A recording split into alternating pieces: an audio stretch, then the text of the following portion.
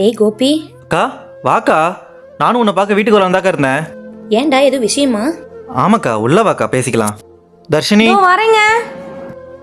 நல்லா இருக்கியம்மா? நான் நல்லா இருக்கேன். சரிம்மா. கன்சீவா இருக்காக்கா? அப்படியா, ரொம்ப சந்தோஷம். இப்பெல்லாம் நிக்காதம்மா, போய் ரெஸ்ட் எடுப்போம். ஏக்கா என்னாச்சு திடீர்னு வீட்டுக்கு வந்திருக்க?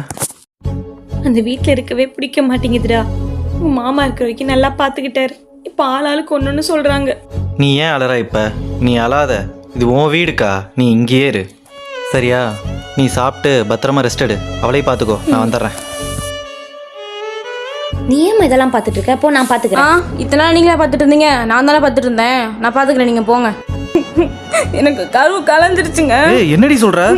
இதுக்கெல்லாம் காரணம் உங்க அக்கா தான். உங்க அக்கா வந்த நேரம் தான் இதெல்லாம். அவங்களே இப்பதான் புருஷனை இழந்துட்டு வந்திருக்காங்க. அதுக்குள்ள எங்க நீங்க வீட்டுக்குள்ள விடுறீங்க? அவங்க வந்து ஒரு நாள் கூட ஆகல, அதுக்குள்ள என் பிள்ளைய தூக்கி தின்ட்டாங்க.